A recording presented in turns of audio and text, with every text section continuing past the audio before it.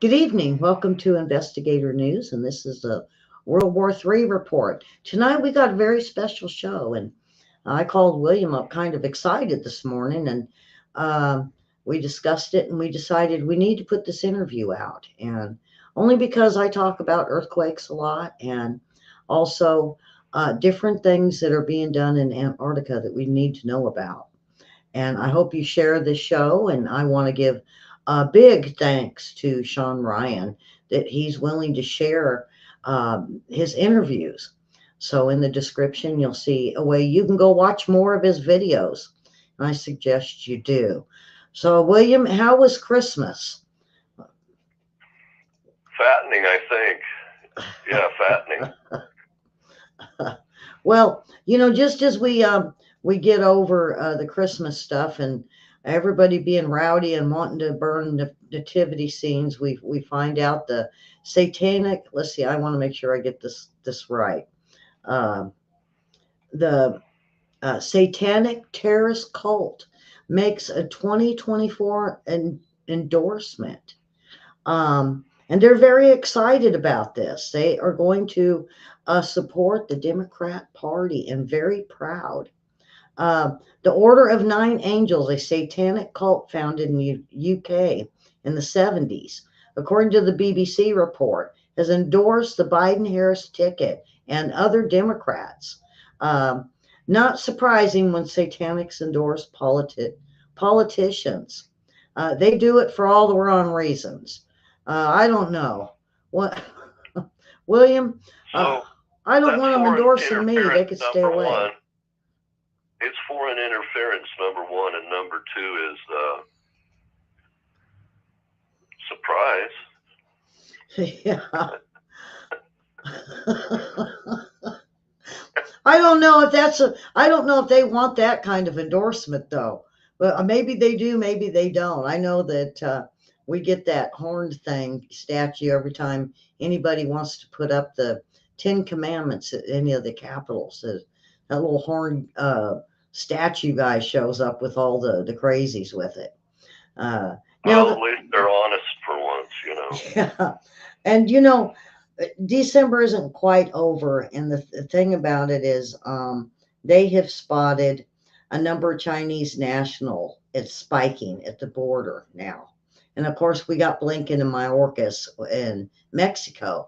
Now what I'm learning, William, is listening to a lot of interviews with and one of my sources down there. I had to ask her, is this really true? And she said the cartels control the government, the Mexican government. So I'm thinking Mexico wants money, for one, and we're not going to get much help for them stopping any of the flow. Because if they would have done it by now. It's not about stopping the flow for the Democrats. It's about hiding it.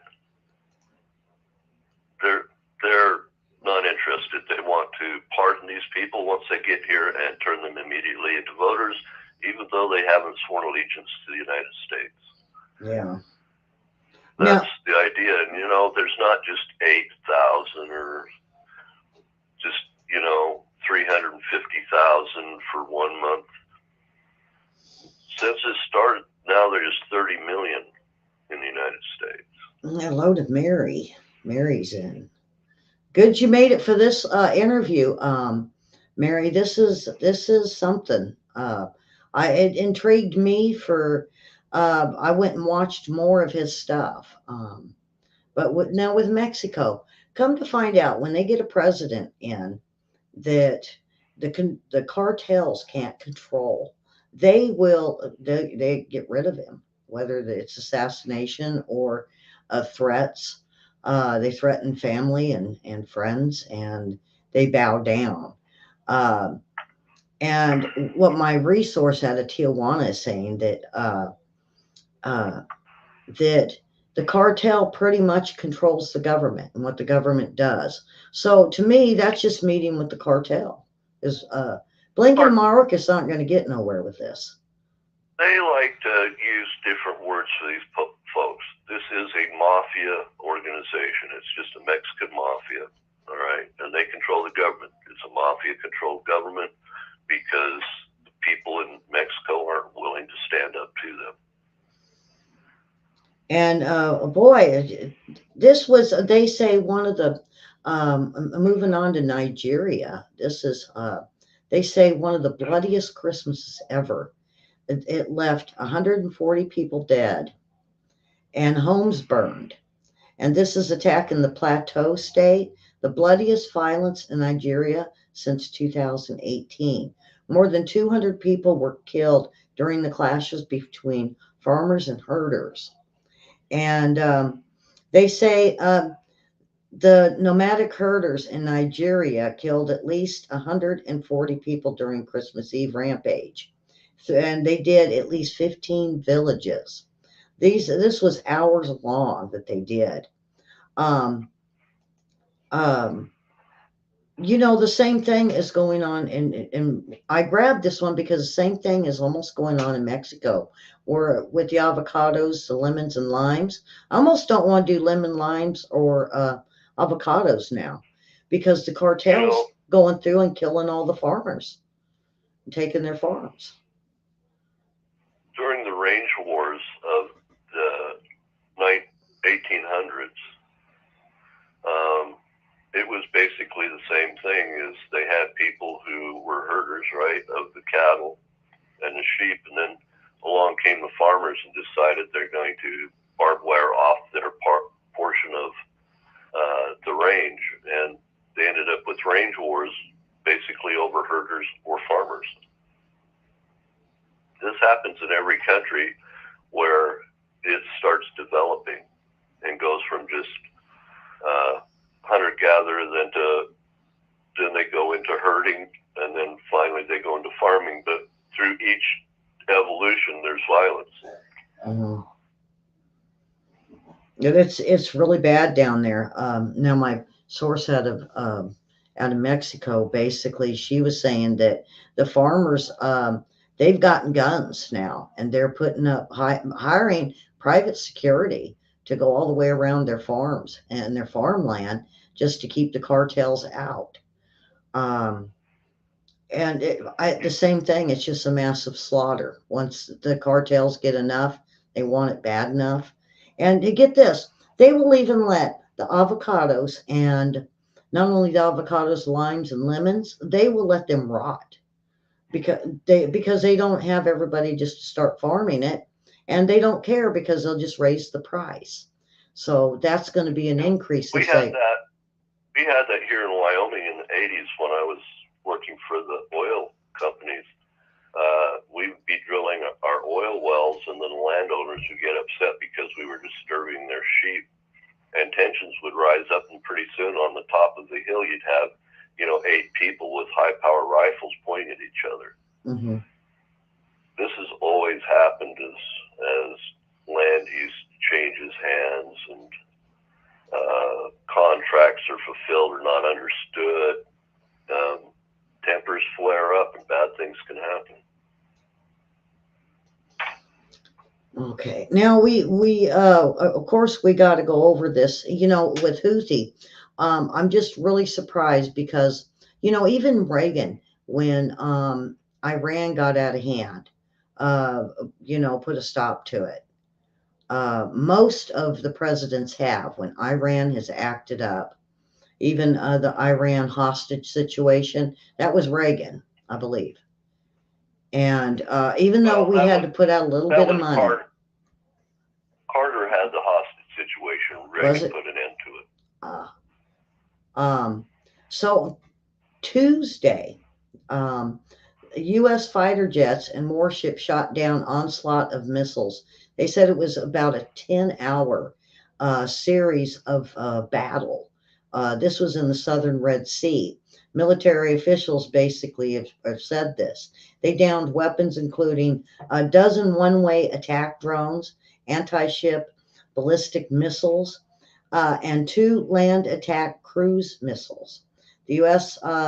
Assets to include the USS Laboon, um, with FA-18 Super Hornets from the Eisenhower Carrier Strike Group shot them down, according to U.S. Central Command and the Pentagon's top command for the Middle East. There was no damage to the ships or in the area, and there are no reported injuries. It wasn't really clear what exactly the drones and the missiles were targeting, but the U.S. forces in the region carried out a number of self-defense strikes only and shot down other drones and rockets in the last few months. I think it's 108 attacks now that we've had. So we look at it from a country by country basis, but really you have to look at it as a regional basis, because all these people see themselves as part of a religious governmental brotherhood in the region, okay, in Southwest Asia. So something that happens in Iraq matters in Syria, and what happens in Syria matters in Yemen, and whatever happens in Yemen matters in Gaza or Egypt. It's all the same region. So we had Iraq fire some missiles, and we have a U.S. serviceman right now that's fighting for their life. The 2, and I think it killed 1 and injured, critically injured 2. Yeah, so that's the time, it's time to not mess around with these proxies. It's time to swap the shit right out of I think they said there's 18 different proxies that Iran is now. Yeah, it's time to swap Iran. Skip the proxies. Just go to the source. Yeah, and you see that, because that's the best thing to do, because they're not going to stop. And right. I listened to some people this morning that were saying, Israel really needs to just stop where they're at, and because they'll never get rid of Hamas, because we never got rid of ISIS. We never got rid of the Taliban, Al Qaeda, and all that. What they're doing is they're cleansing Israel of them.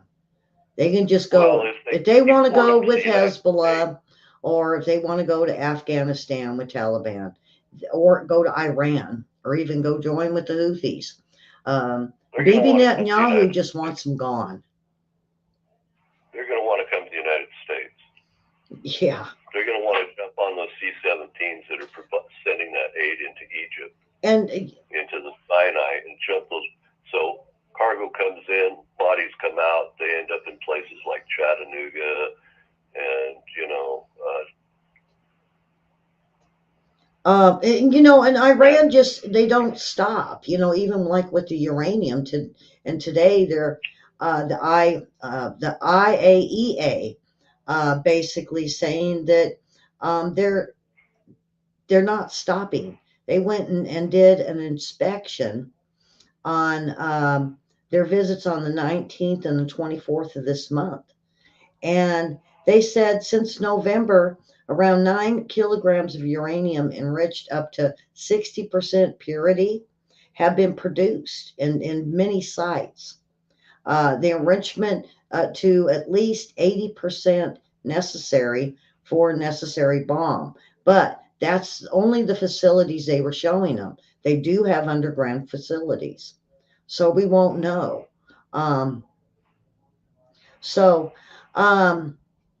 And last, we're going to start getting into Raytheon, because we have a whistleblower interview that I want everybody to see. But Raytheon is to build a defensive microwave antenna system for the military. And it's got lots of capabilities. It's a third. Go ahead, William. Raytheon in the beginning was the people who perfected the magnetron here in the United States. Instead of having to have a machine part, they had stacked metal part, microwave magnetron. And that was their business, was radar. Later on, you know, they sold some of it so they could make microwave ranges and things like that. But that's the kind of job they were involved in, is radar systems, radar receivers, radar transmitters. That was their wheelhouse. But as they got more and more powerful, they started buying up more and more other companies, other defense contractors, as these contractors got less and less diverse and more congealed into a few super companies. And Raytheon's one of them, you know. And, you know, with Raytheon, one of the things in the interview that this gentleman was very, very right is people need to understand that, yeah, they're going to show us like what the Super Spy 6. They'll show you all of it. They'll even throw it on YouTube on how they test it. But it's the things that they keep secret that we don't hear about. And some of it's for our own good. Some of it is to keep it away from our enemies, or, you know, Russia and China. But for the most part, when we get these whistleblowers out, for one, you have to really make sure their facts are right. And this guy I did check out, and you know, he may just be a plumber or started as a plumber, but when you get into in depth, he was part of the military, what's it called, complex. Well, he did the maintenance site of the entire site that they had there for Raytheon that we're going to talk about here. Right. Well, I'm talking before that. He worked military complex. Hold on a second. So what I found out is, when in the beginning, yeah, he was just a plumber. He was in the Navy. He was after that he was getting odd jobs as for a military contractor to be a plumber, and then they picked him to be down there in Antarctica. And what he was seeing and what he found out is just a shock. And it will shock all of you. Okay, William, go ahead. And then I'll... So he wasn't a regular plumber. He was a plumber that came off from a nuclear submarine. So he's a plumber from a nuclear submarine that has a at least top security clearance. And oh yeah, before that, he went through an experimental program where they used him for remote viewing. And so because of that, he could... As a child, yes. He could follow things and understand things that regular people can't understand, because he has a special sense that was created by the government as a child.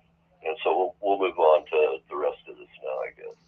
Yeah. So at this time, I'm going to drop William down, and I'm going to bring in... I'm melting. I'm going to bring in this interview. Let me get this all set up for everyone. And me and William we're going to play it in sections. And, well, here we go. I'll bring him up. We're going to play it in sections. And me and William are going to talk a little bit about it as we go. And this is Shawn Ryan, and I thank him very much for the opportunity to bring this interview to you with no copyright, no problems, and maybe later dates we can have more of him. And he's not worried. Shawn Ryan created this show to help himself and other special forces out. So the guy that's doing the interviewing is actually Shawn, and he's a retired Special Forces. So these guys aren't lightweights. Okay.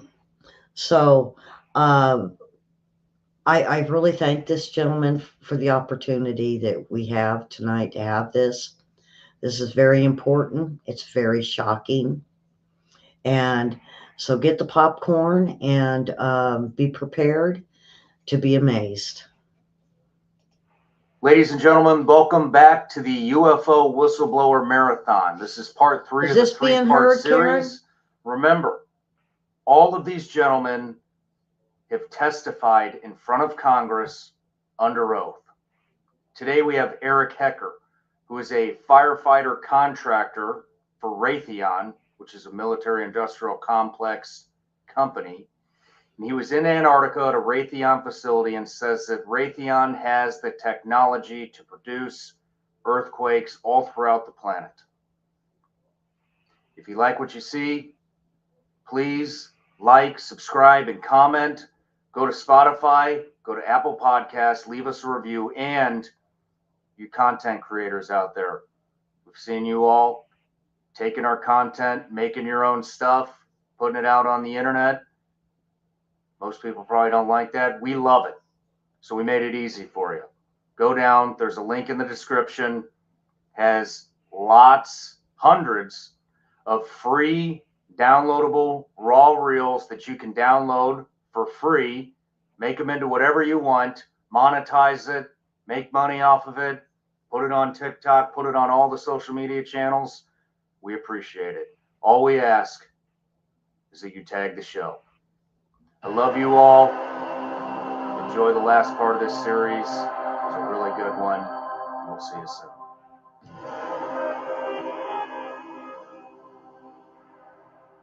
Eric Hecker. Shawn, Welcome to the show, brother. thank you very much for having me, sir. My pleasure. So, you are the only testimony that I did not get to hear at the conference. I had a flight, and the conference went way over time. And so this is totally fresh to me right now, and definitely fresh to the audience. But just a little intro on you. So you were a contractor for Raytheon, which Raytheon, how would you describe Raytheon? I would say that Raytheon is a military industrial contractor that normally is making weapons and targeting systems for the military, and oddly enough had a contract to provide JANO services at the South Pole Station. Interesting. From 2010 to 2011, you were a tradesman and firefighter in the South Pole, Antarctica, as a contractor for Raytheon. You spent 366 continuous days at the South Pole. You were experimented on as a child and trained to be a remote viewer, correct, through a program called Stargate Project. A submarine service in the Navy, plumber for the wealthy elite on Long Island prior to Raytheon, and experience with UFOs. Yes. You're a whistleblower for the benefit of humanity. Why are you blowing the whistle now? I am What are you blowing hoping the to whistle accomplish? because I'm obliged to.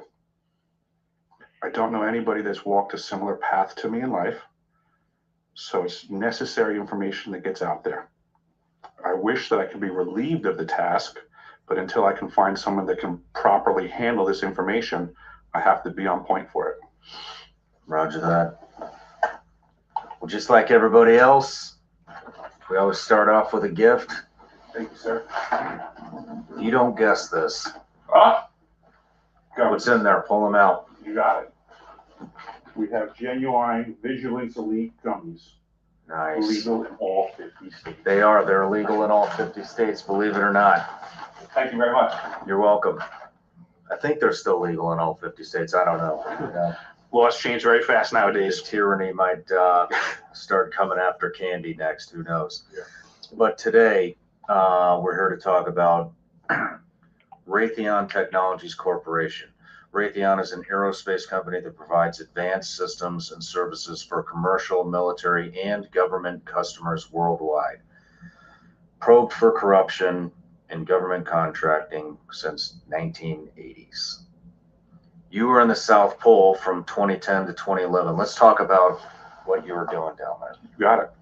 What were you doing down there? I was contracted for the summer season as a plumber. I did well enough in my summer season to garner a winter contract as well, which got me my full year's stay. I was also tasked with being a firefighter. I was a lead on the firefighting team, and because of that dual role capacity, I physically held a key that opened every single door in the facility. I had complete access to every compartment they manufactured. That was a rare position to be in. What are you blowing the whistle on?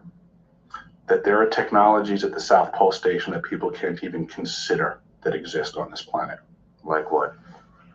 Directed energy weapon systems is something that people need to get in their vocabulary fast. The ice cube neutrino detector is not simply a passive listening device as presented for the science that they're claiming it to do. It also has the capacity to transmit. There are embedded in the ice what are called digital optical modules, DOMs. They're about the size of a basketball. The array embedded in the ice is 1 kilometer by 1 kilometer by 1 kilometer. It is the world's largest telescope. And now, because we have proven that it can transmit, it's the world's largest directed energy weapon system. It is responsible for the earthquakes in Christchurch, New Zealand in 2011 on the front end of the year. How do you know for a fact that that was responsible for that? Because I was present and I have gone over this with the pertinent people, but I will not be releasing their names. Okay. But I was on the team, let's just say, and I've confirmed this. Well, I've provided documentation from the actual manufacturer's specs. So this unit was constructed, operated, and maintained by the University of Wisconsin, and just like every other device on the planet, whether you're driving an M1 Abrams tank or operating the ice cube neutrino detector, there's operator's manuals that tell you how things work.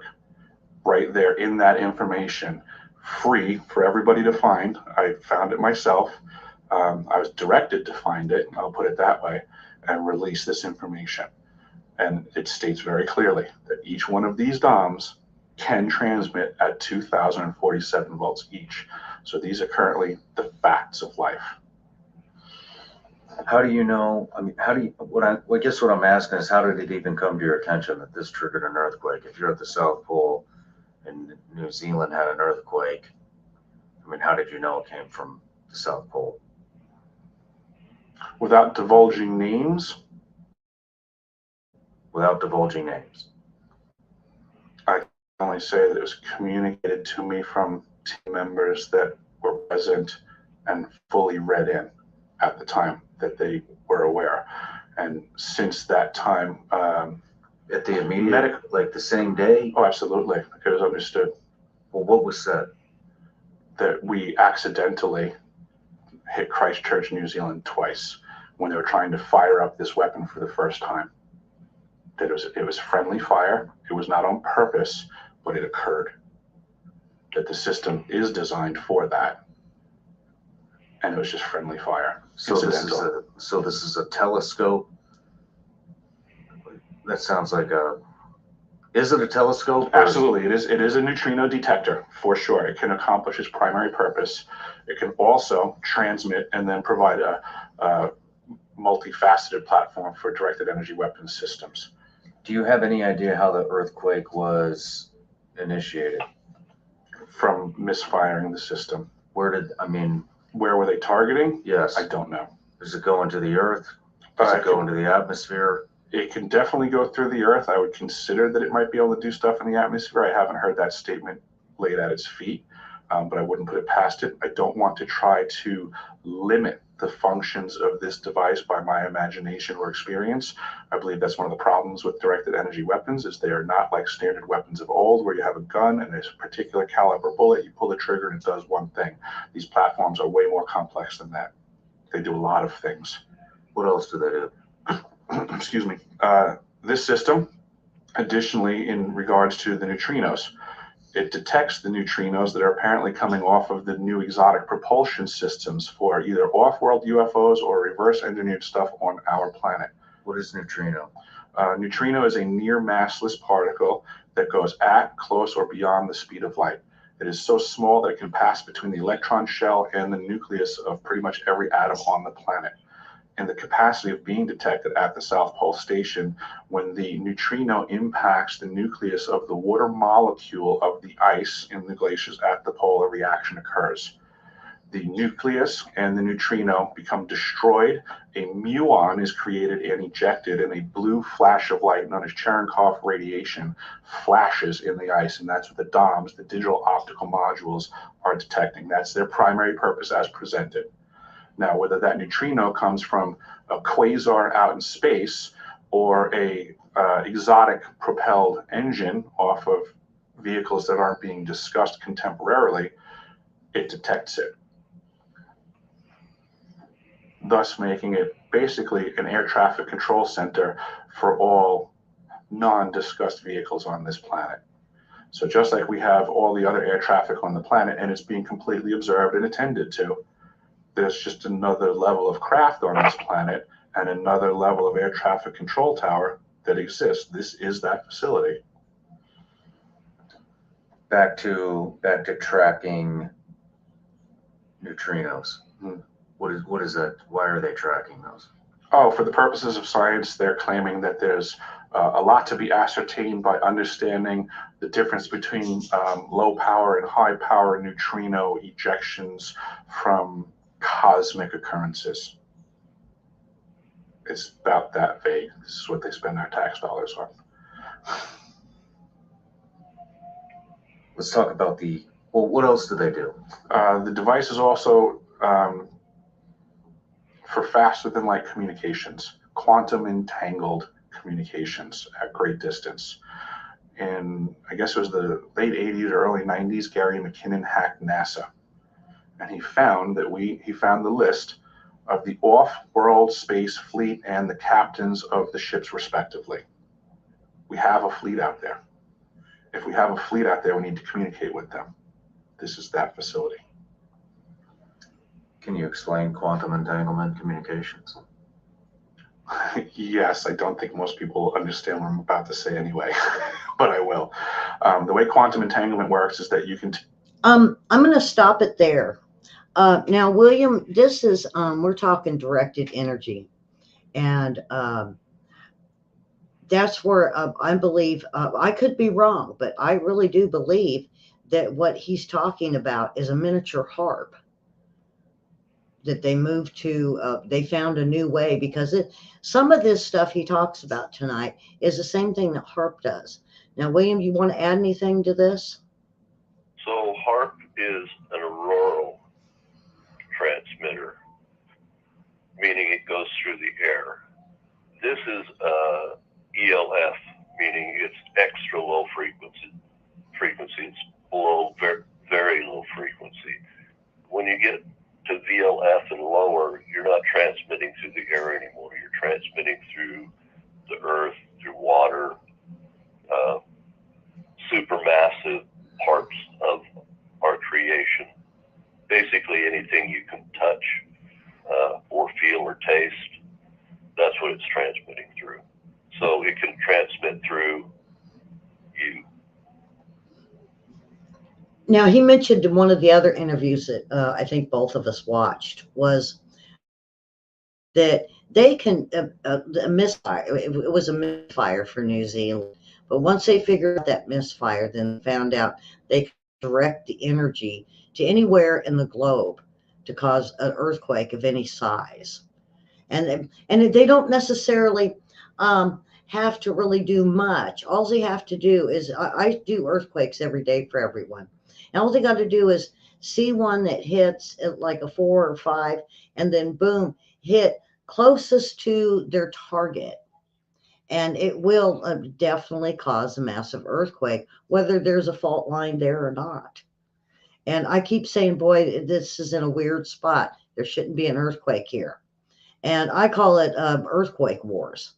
And, it wasn't until Begich, Dr. Begich out of Alaska, that brought this to my attention, that we can have earthquake wars, weather wars. And this is just part of all of this secret military, the military complex that they do behind our backs. We pay for it, but they're not going to tell us about it. William, do you have anything else before we go on?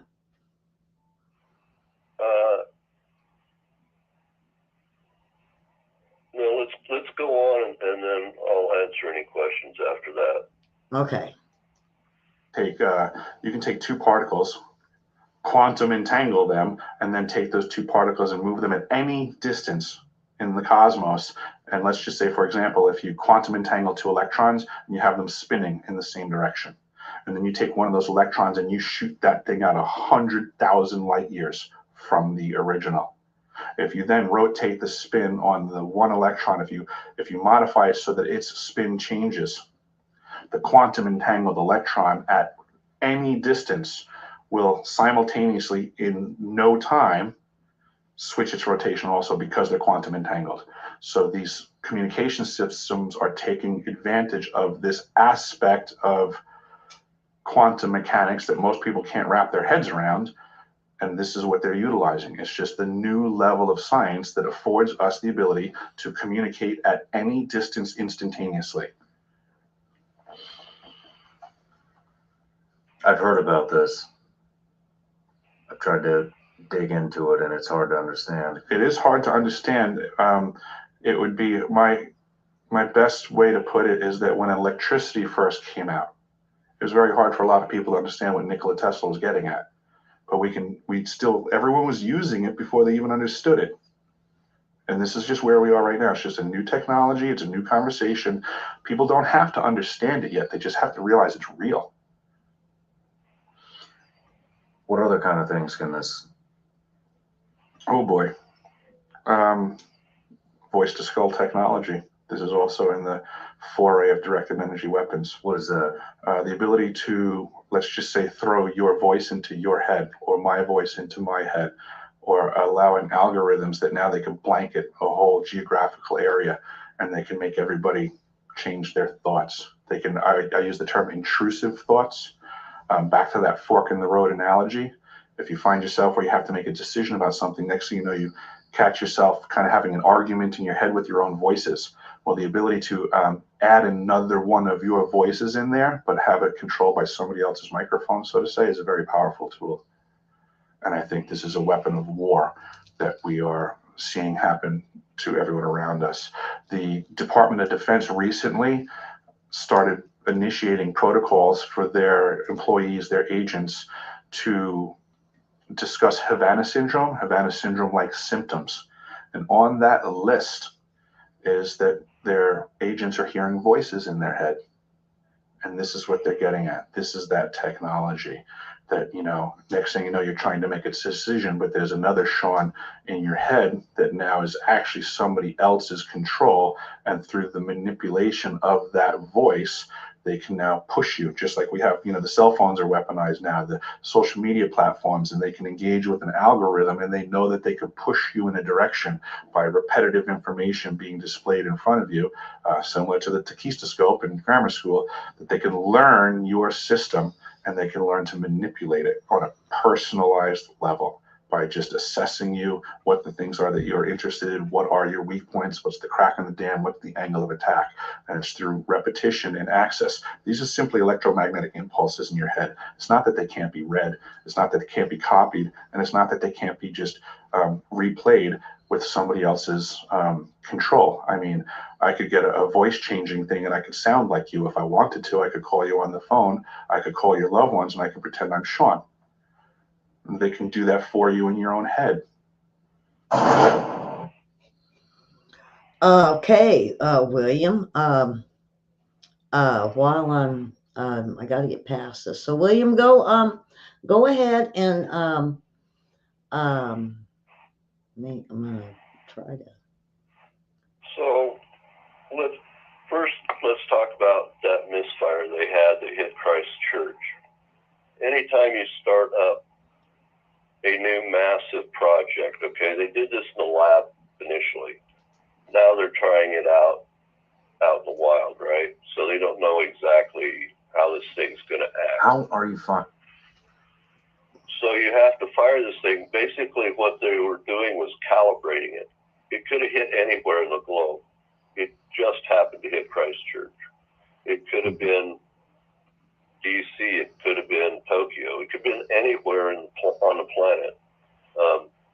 But Christchurch got hit twice. Why did they get hit twice? Was the first time they probably realized it was their machine, and then second time they wanted to see if it was repeatable. Okay, it's repeatable now. Now we just have to calibrate it based on that outcome. And at that point, then they can go any place on the Earth, and any place there's a weak tectonic place, they can loosen it up and away it'll go and cause a disaster. You know, Turkey's been a problem in NATO, and they're hard to control because they're both in NATO and they're a majority Muslim nation. So their help is probably at best fickle, and they have control of the Dardanelles into the Black Sea. So they're very important in the Middle East and also to NATO. Well, if you can't get them to do what you want specifically, maybe you have to get their attention. And if you've got a way to generate, you know, a 7.0, and their buildings aren't particularly well built, guess what's going to happen? What happens, right? And you know, so, William, moving on to the voices that this thing can put into your head, it reminds me of subliminals. They used to put at the movie theaters to buy popcorn, buy drinks. That's all. They were innocent about it. This is that was visual. This is in the this actual is different cortex of your brain. Yeah, this is actually being projected into the cortex of your brain, skipping your eyes, skipping your ears. Okay. Mm-hmm. And people have continual thoughts, you know, whether it's in their voice or just thought patterns in their head. They just add one more. So it's just pushing as many people as they can get towards whatever outcome that they want. You can use it against your enemy. Now, I did find out with this. They can hit like a crowd, like the protests we are having, and they can hit them all with loot, and looting will go into their brains, and they will just it's their own voice. Yeah, let's loot, and they start looting all at once. Let's start fires. This is the real scary thing is they can do it based on general genetics or specific genetics of a human being. They can target an individual or an entire family group of individuals in the world. So, or a certain person that they can hit a big area, and I told Tawny to watch tonight, and they can hit a neighborhood, and all they need is to say, you know, kill somebody or do something. And one person, it'll enter their brain, and they're going to be so mentally unstable, they're going to go out and do with what they're being told. Right. And they can design populations they want hit either by geographical area, by your genetic code, by if you have the same disease. So you could give everybody with cancer a certain subliminal push, or anybody that is involved in a certain sport, like say skiing, or just pilots could be, or just doctors, medical doctors. You see what I'm saying? Yeah. Because it's a targetable, repeatable system. And not only can they not just give you voices, but they can give you concussions within your own head. The Havana syndrome is the other thing you were talking about. So hard that the matter in your brain starts to dissociate. And not just in your head, okay? All the way down your spinal cord. down all your legs, in your hands, in your arms, wherever there's a neuron, it's going to be going through the same process that gives you a concussion in your head. And being William has learned this, folks, because it's not just this interview. There was another interview, and I've really looked into this to make sure we could bring you guys accurate and true information. William, can you imagine what it would do to an army? So armies are pretty well trained to act in a behavior they don't have to think. Okay, armies are designed to react. They're not designed to be working out whether I should or should not in the beginning. They're designed to, when their commander says jump, they just say how high. And if they got hit with something like this, they could be, if they got hit with something, this beam. Let's say it's something, just civilians that are political. Now you've got some serious power. Or a population that's told to buy something. Now it's economic. Well, AI is now going to start putting chips in shoes and other things to where it's going to encourage you to buy things or encourage you to do things. Walk faster. Right. So we have in the United States 17 different national laboratories. And I'll give you just some. You'll probably recognize some of them. There's Princeton Labs, Bell Labs, Lawrence Livermore. There at Berkeley, you've got Oak Ridge in Tennessee National Lab. You've got Hanford National Laboratory here in Washington at Tri-Cities, Los Alamos in New Mexico. Wright-Patterson. National Labs. And what they do is they get scientists in universities to come to their laboratories and mature their technologies. And these scientists and engineers, they share their information with, academics, government, industry, medicine, aeronautics, atomic power, every place, right? So their ideas are used on a spectrum of uses that society has. And unfortunately, one of the spectrums that society has a need for is in the area of elimination of your enemy or killing. And you want to maintain secrecy over information you have on your enemy, that you know that you can trump your enemy. There was a Queen of England, right?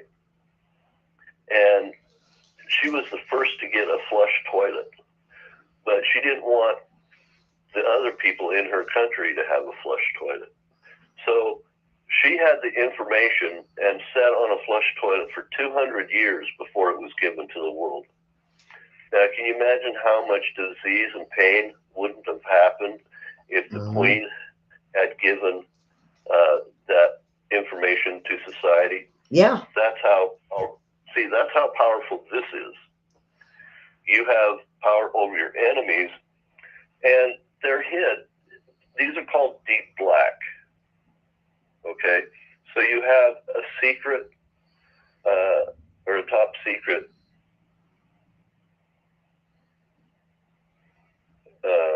activity going on. But within that top secret activity, you have secondary or tertiary applications for what's going on. And so, we had that during, just before Desert Storm, we released the fact that the F-117 existed. But the pilots always thought that that was a place where we kept our Soviet aircraft we captured, and we flew them against our pilots to train them, right? Because foreign aircraft act like our enemy's aircraft, not like our aircraft. And so they trained against them. But what they didn't know was behind that was a night fighter situation where they could be tracked by radar. And this whole different aircraft existed behind it. And behind that, then they had an entire situation where they were using psychological manipulation of officers. Mhm. So you Yep. had a black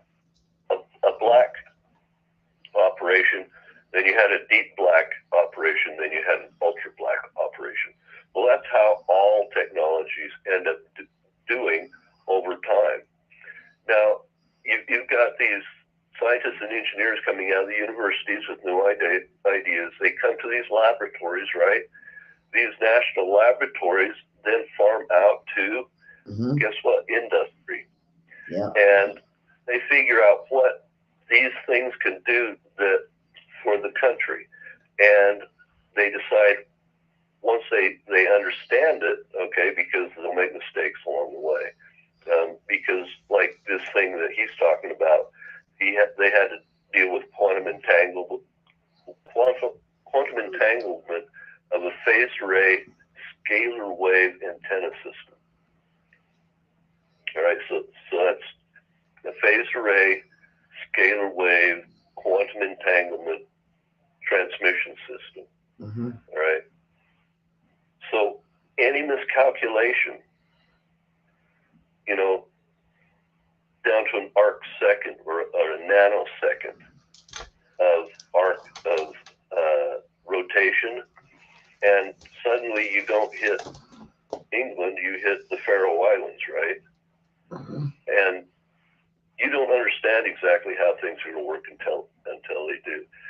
And at the same time, these things are so black that it's like, during the Manhattan Project, we had Alger Hiss and Ken Philby and Julius and Ethel Rosenberg that were selling this information to communists, right? So they have to make this stuff very black. And the best place to put a black operation is a place where no other humans go. Yeah. And it used to be, the western desert of the United States. Before Yep. the freeway system, right? You had these little roads that twisted and winded around. But the vast majority of land you never put your eyes on, even traveling through the state, in any roads there were. Just parts of the state that were never seen. Well, now we have general aviation's build up. We have the interstate system. We have people with long range ability to photograph. Well, now what do you do if you want to keep something ultra black? Put it someplace nobody else goes. Okay. We ready? Yep. Finding all of this out. Years of research. The McDonald's Corporation just had an ad come out a few months ago that they're looking into research and development in a technology that will afford them the ability to pump their commercials into your brain while you're sleeping. You think that they figured this out or some other company figured it out first? You think if they're going to have this available to them next year, you think that there weren't agencies that have been wielding this for a decade or so? Is there any, where can I read about this? It's immediately available on the internet that McDonald's put this out there. McDonald's Corporation is looking into putting commercials into our brains while we're sleeping. And we can look that up. Absolutely.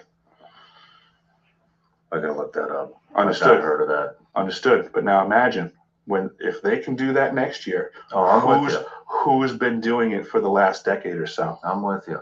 Right? 100% with you. So now when we look around the world and we see everybody acting the way that they are acting, let's consider that these intrusive thoughts have already been present. What do we do about this? These are the weapons of war contemporarily. It's very unfortunate, but it used to be that war was a bit more noble when we selected people, we put them in uniforms, we sent them over there to the battlefield, and we said, fight for us. And effectively, that would have been an act of attrition of each nation's resources until there was a victor. Now, unfortunately, they've circumnavigated the battlefield. Nobody's dressed in uniforms anymore, and the front line is every neighborhood that we're in. And the infrastructure is still under attack. It's just that now the average mortgage payer is in the line of fire. The list of Havana syndrome-like symptoms, which my South Pole crew or many South Pole crews are suffering, that other agencies are suffering, if people pay really close attention, they're going to notice that these symptoms are prevalent in the general population as well. Interesting. I interviewed a former CIA agent about this, who has Havana syndrome and has been speaking out on it quite a bit. His name's Mark Polyparnopoulos. But is there anything else going on down there? I mean, we just went through a lot of stuff here. Yes, actually. There's a system known as ELF, extra low frequency. It's also a massive antenna that's embedded in the ice there.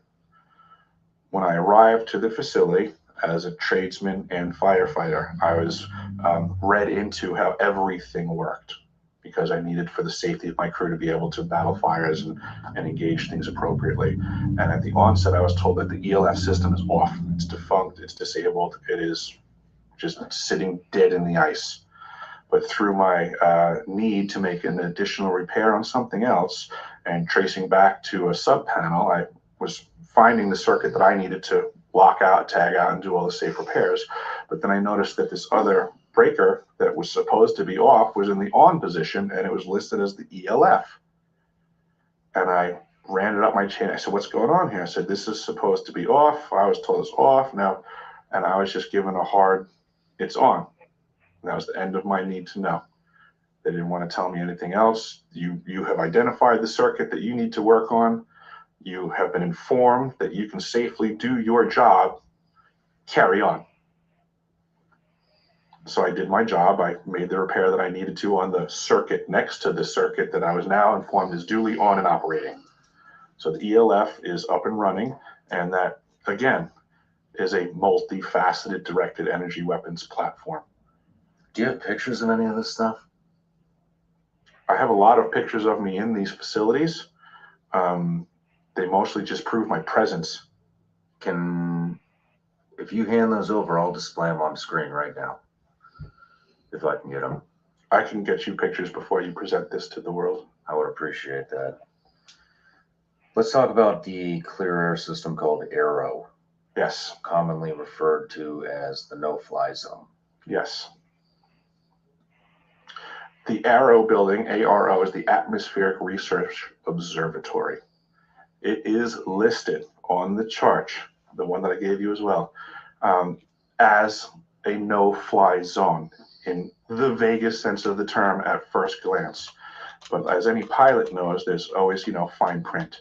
So the no-fly zone, as listed at South Pole Station because of ARROW, simply provides a limit to the ability for a plane to fly too low. It sets the floor at 8,000 feet. You can't fly below 8,000 feet. A lot of people like to try to claim that there's a hole at South Pole Station and there's a no-fly zone that protects from you flying in an area that'll see the hole. And that's just total shenanigans. The no-fly zone limits your ability to fly low, not high. So with that height available, you will see everything available to see, which is ice as far as the eye can see. There is no hole in the ice at the South Pole Station. There may be one somewhere else. I can't testify to the entirety of the continent. It's huge. All I can say is that when people are talking about there being a hole at the South Pole, they're full of crap. They don't know what they're talking about. They're taking something that they know very little about and just running with it. They say in other ways that, a little information is a dangerous thing, and that's what these people are doing, is they're operating off of very little information. Mm-hmm. The Atmospheric Research Observatory, as I testified in DC, I witnessed myself in doing my standard rounds in the winter season at South Pole Station, that building would, with great regularity, have a very powerful green laser beam shooting out of it into the cosmos. I believe through other things that I've located there, which is the chilled helium in a massive amount. It is chilled down to 4 degrees Kelvin in storage. which my understanding, this is something new that I'm learning about. It's called superfluids. Superfluids act very differently than other things in our scientific spectrum and are used for things called chemical lasers. Well, we had a superfluid and we had a laser. So I believe that what I'm learning on this is that it was probably a secondary means of long-range communication and or another weapons platform. June 18th was my birthday, right after Dr. Greer's event of June 12th. On June 18th, the National Science Foundation website could have posted anything they wanted for a photograph. But on my birthday, I would say I got a gift from someone in the program because they posted a picture of the Arrow Building's green laser blasting into the cosmos, which verifies exactly what I saw. Interesting. And you think that might be a communication device? How would they be communicating with the laser?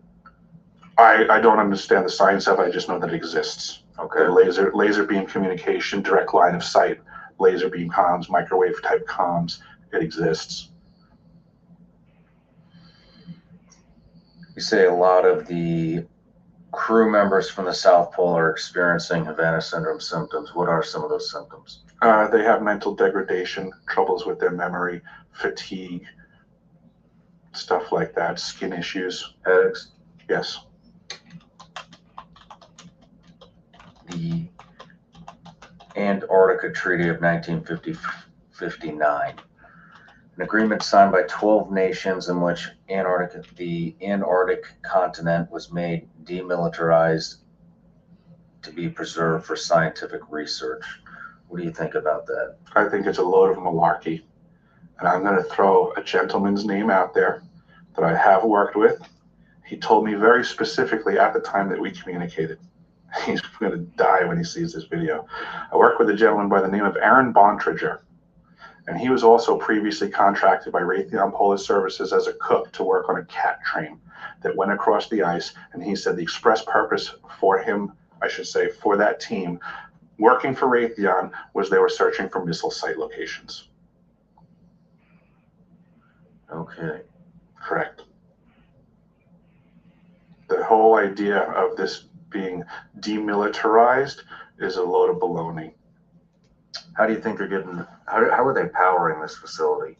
I believe there's a secondary power source inside of the old pole that was built in 1957. What do you mean the old pole? The original pole, I should say, built in 1957, we refer it to as old pole.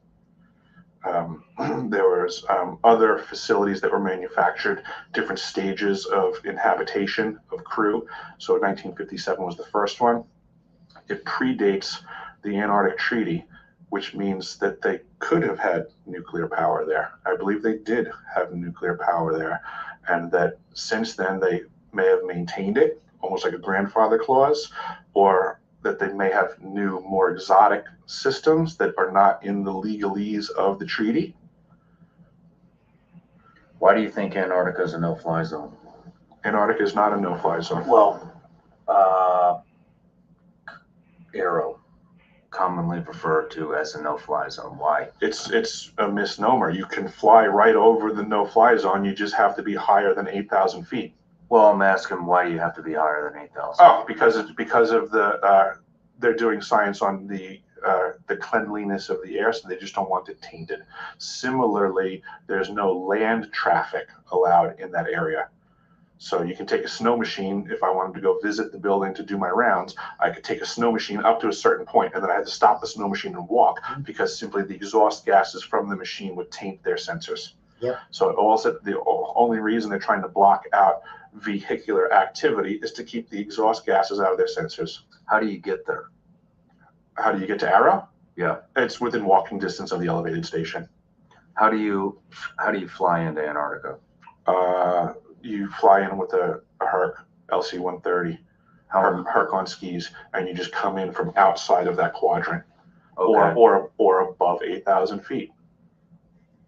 Okay. How much air traffic is going around there?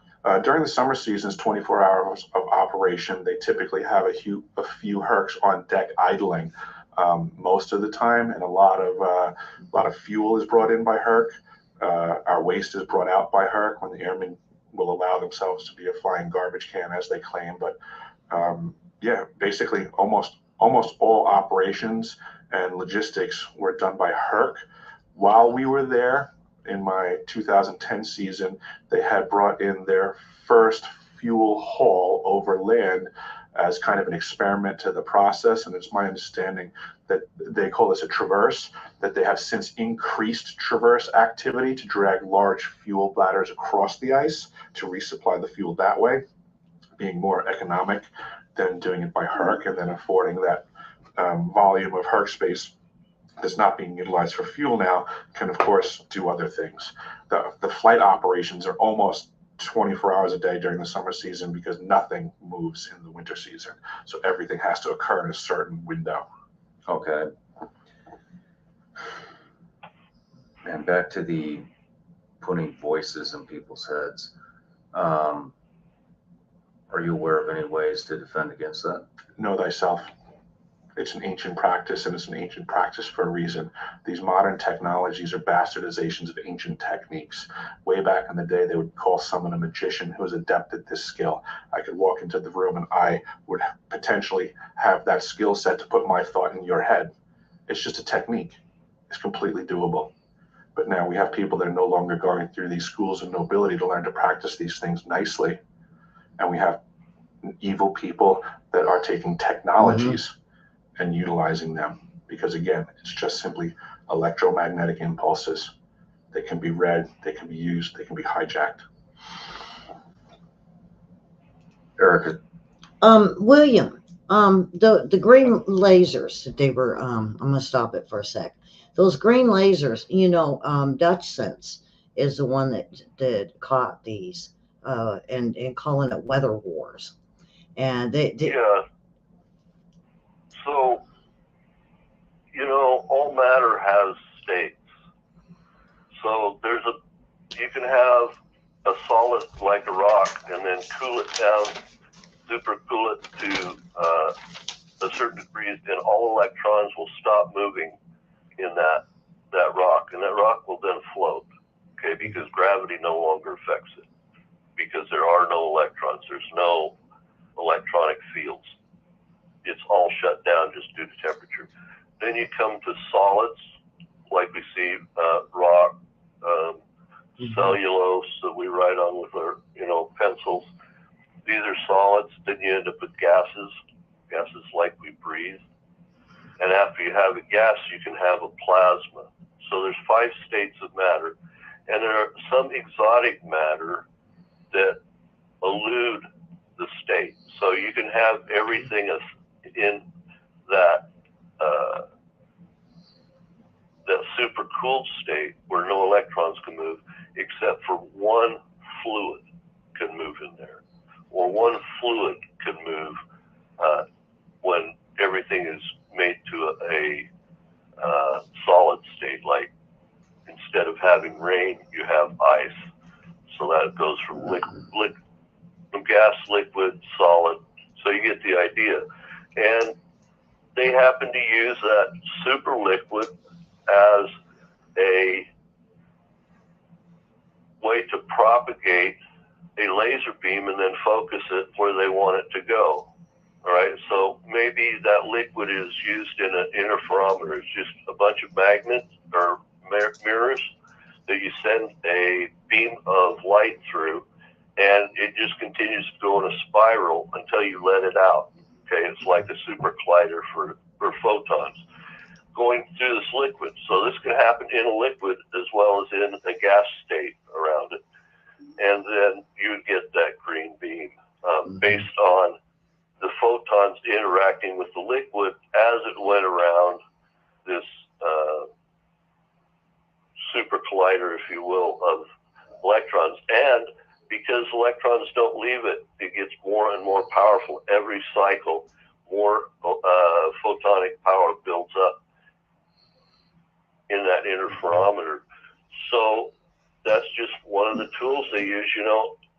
They used to use that sort of stuff more for looking at the different phases of light. So you do that, and then you would send it into a diffuser, and you'd get like a rainbow of different light colors, and they could go from absolute black all the way to white, and every color in between, and each one of those colors would represent something else.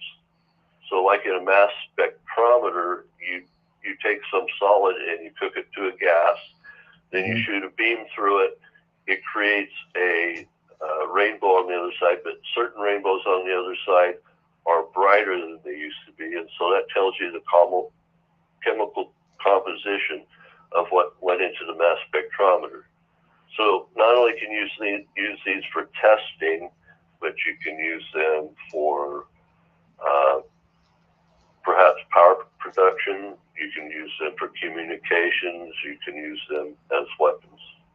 Yeah. Okay, I'm going to finish this off, and then we can answer some questions for anybody that's got questions at the end of this. So here we go. Is there anything that I'm missing that you want to bring to the public? That's a great question. I want to emphasize that we are currently in a state of war that people aren't realizing. What is that? These weapons are being wielded around us, against us. There are power players that are above nation states. Geographical boundaries and political parties mean very little to the wealthy elite on this planet. We're pawns, we're chattel. I am a person for the people. We, the people of this planet, deserve a better future than the one we are being presented. We've all, through our blood, sweat, and tears, we've invested here in the United States. We've invested our taxpayer dollars for these people to create weapon systems that they're using against us. It's a sin. It's illegal. It's a sin. It's immoral, and we have to do better for the future generations of this planet. Are you worried for your safety? No. Why not? I'm just simply beyond that. I don't really care what happens to me. I care about doing the right thing. Do you think you're in danger? I guess theoretically people don't like me doing what I'm doing. I would say probably not. Fair enough. But work, if that's it, that's a lot of info in a short amount of time, and I really appreciate you coming here and inform us all. So have you been approached by any media outlets? I've been approached by a lot of people. Really? And I pretty much tell them to go scratch. Why do you tell them that? Because I can tell from the way that they approach me, they're not looking to do justice by what I'm saying. They're what I refer to as dissipators, people that are looking to waste my energy, divert it into the wrong direction. I'm very fortunate, and I would say blessed, to have met someone like yourself who seems to be on the up and up and going to fight the good fight on this stuff, to get to the actual brass tacks truth and present it to the world in an untainted capacity. There's a lot of bad things going on this planet. I'm sure that you've experienced it yourself firsthand, and you're aware that a lot of people don't know that these things are happening in the shadows. I want people to know what's really going on this planet so they can make educated decisions about what they have to do to protect themselves and their children. Well, that's very noble of you.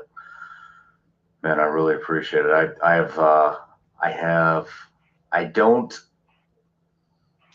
That's a lot of info to process. It's going to take me a minute to come up with questions. And would you be willing to come back? I would love to come back. Let me digest this, and then we'll come up with a date and do longer.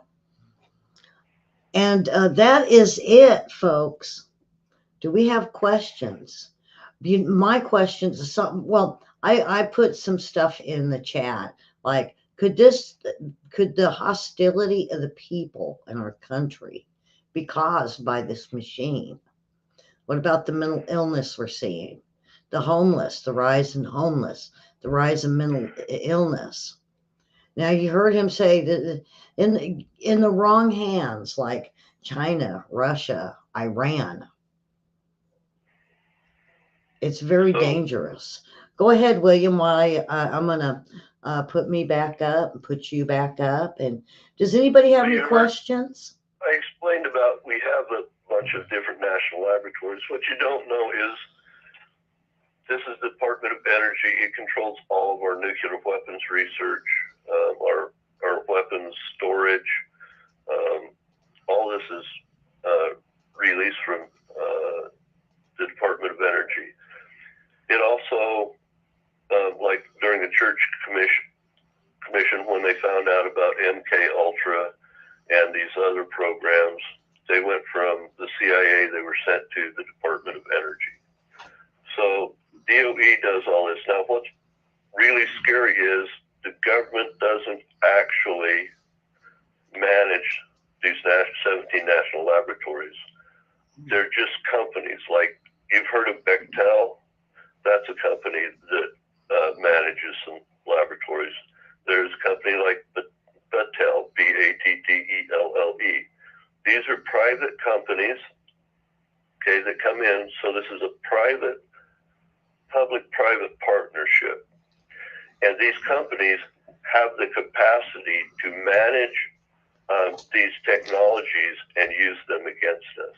Yeah. So if you've got a board of directors that's on Battelle and over at, say, Ford, right, and they want to sell more Ford F-100s, the overlooking management, right, can bring that information from Ford over to Battelle. Battelle can use it through some energy program, and suddenly we all feel like we want to go out and buy a Ford truck. Yeah, you got that urge. But they can use this for any different thing. Mm-hmm. And if you have a political group in power and they have enough people who have control over these public-private partnerships that are driving these labs, now you can affect elections. Yeah. So this is extremely dangerous. I want people to understand that at this point in our world's history, since 1960, really, we dropped a bomb in 40. By 60, we were starting to get our sea legs underneath us, what to do with. Since then, till now, human beings have been just farmed. We are just another farm animal for the elite. Yeah. Or they want to treat us like that. You're just a cow inside a barn waiting to be milked. And that's exactly how they see us. Now they've decided they want all the human beings off the planet, and they're going to create a sphere where we would all live in that's a cybersphere, meaning it live in just energy rather than in a material package. We'd just be an energy package inside a large server farm, right? And then the elites would have all the earth to themselves and get us out of the way, yet have all the novelty that we bring, the novel ideas, the cleverness to solve their problems, but then they don't have to deal with this with like armies and whatnot. And so this isn't just a public-private partnership. The people who are driving this is a cult religion. Mm-hmm. It's an absolute cult religion. That's why you see different politicians doing things that are absolutely against their being reelected the next time. And the reason they're doing it is not because they've come up with some novel idea themselves. They are a part of this religion, and they must get there. If they can do that, if they can put us all in a server farm bottle, guess what? That makes them gods. That means we're out of their time-space continuum, and they're in control of us. It makes them gods. So instead of having just some viruses they put onto the internet, they want to put us on the internet. And a type of mind control. They have been doing the mind control for decades, trying to figure out a way to get us to do what they want, do what they say. And Linda said fascism. It's the fascist would use it. So would the Marxism. That's that is the way of the other political party. Not only that, but we're It's looking at, either fascism like the Nazis or it's communism. yeah, Those are the two groups. And then you have the royals who believe in divine right of governments, okay?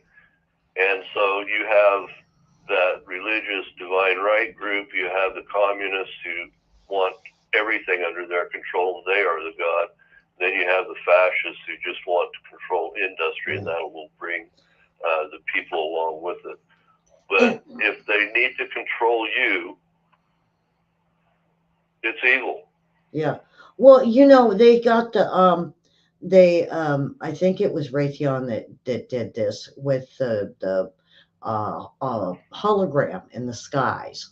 I'm not sure. You know, they do it with some of the fireworks, but they could actually put Christ coming and just hit the world with earthquakes that make it look real, and So they would be that's just deceived two by lasers everybody. impacting each other and intersecting each other. It creates the hologram. Mhm. And if you create a hologram, you can do other things as well with those lasers. And if they're That's putting just, that thought in your mind, saying this is Christ, and people are just going to go crazy over this. And this is something I thought for sure that these folks needed to know about, because uh, they s- they said there's, you know, everybody was like, oh, put the tinfoil on your head. No, that's not going to protect you.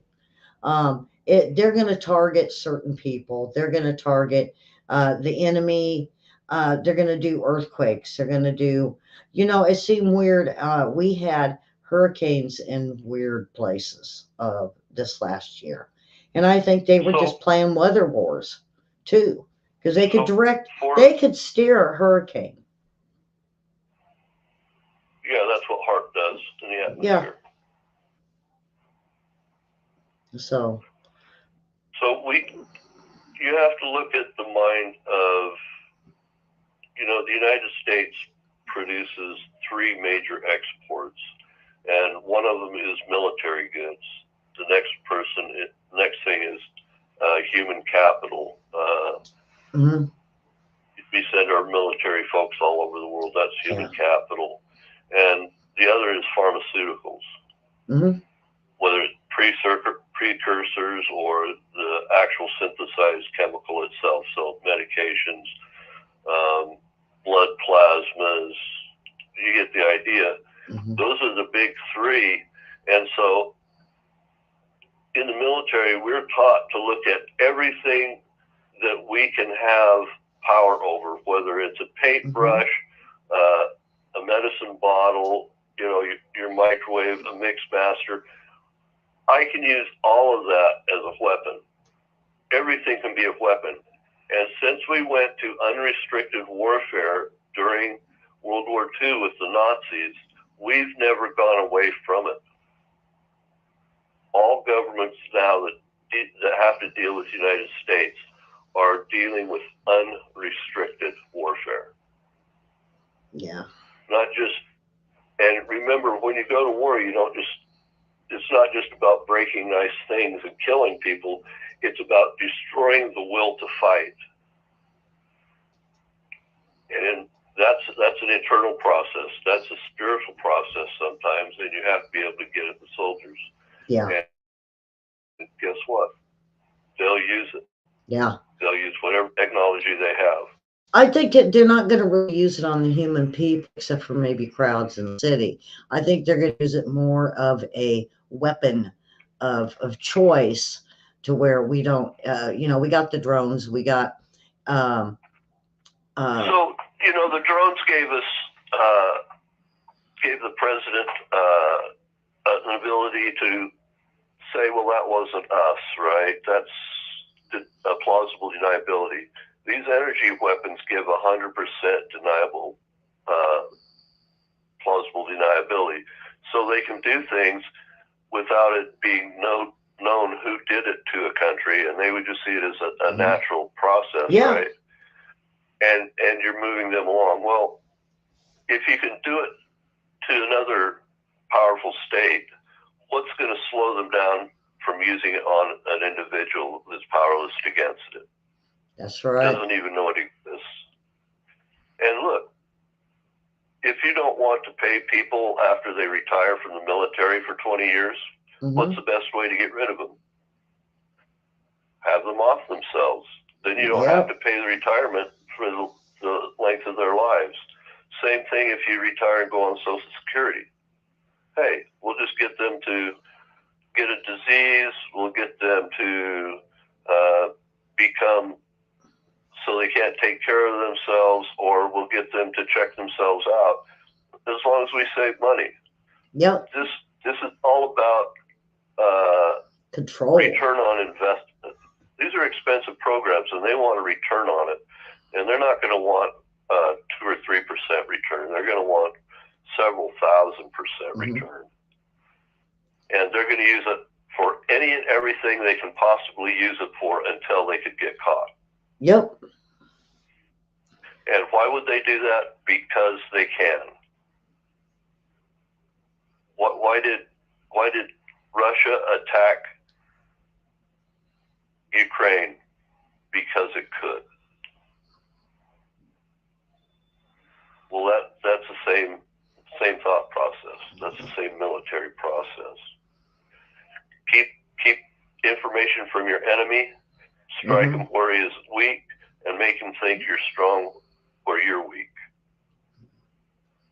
It's just the art of war. Yeah.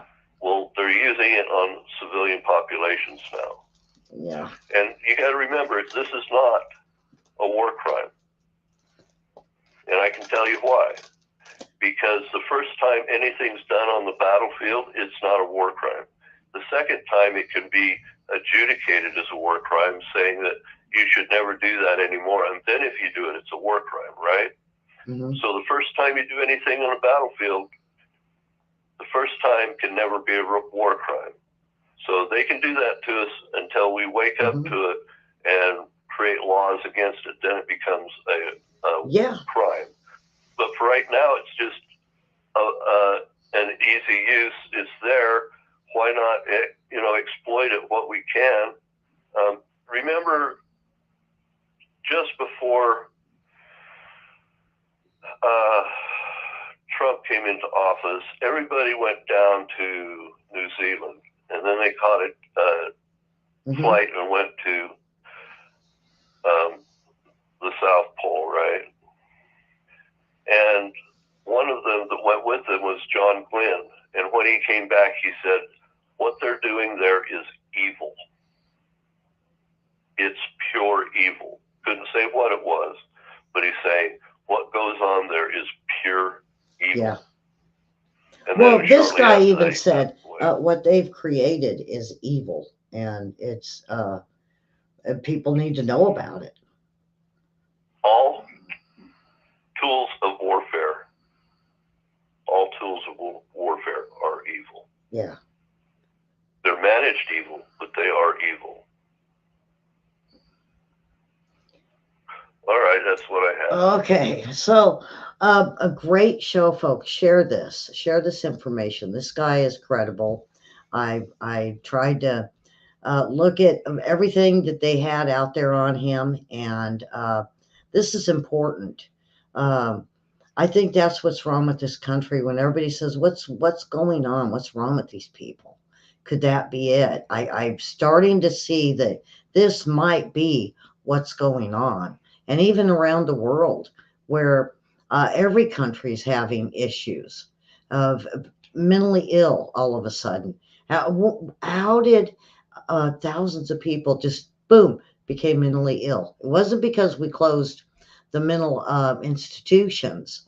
There's something's wrong. Something's really wrong. There's one more thing, Ellie.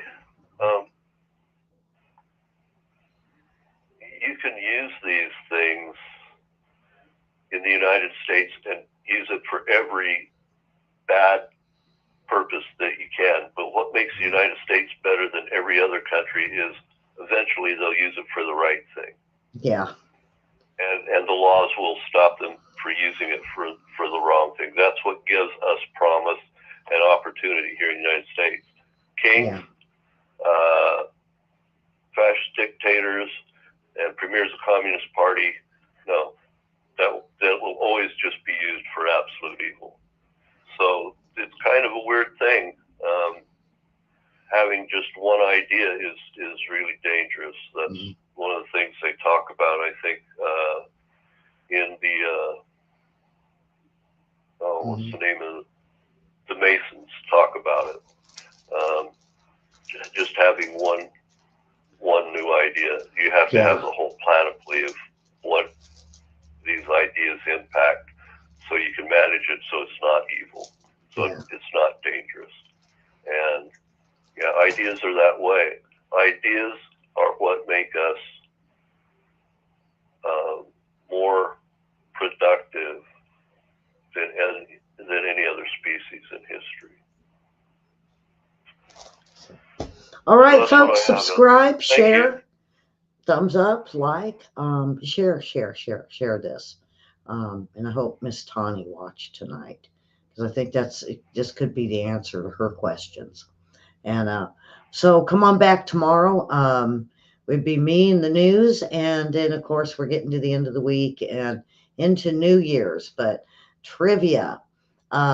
So come on back, share this with friends and family, and discuss it.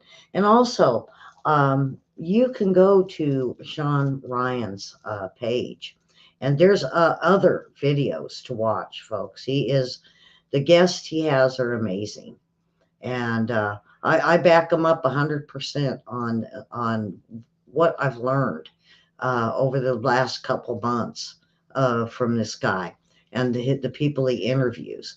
So, all right, you guys have a wonderful Wednesday, and we will see you tomorrow. And so take care and be safe, and keep your family safe, and God bless.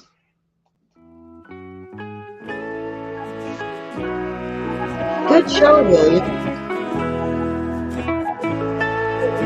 I did too. I think we ought to find some.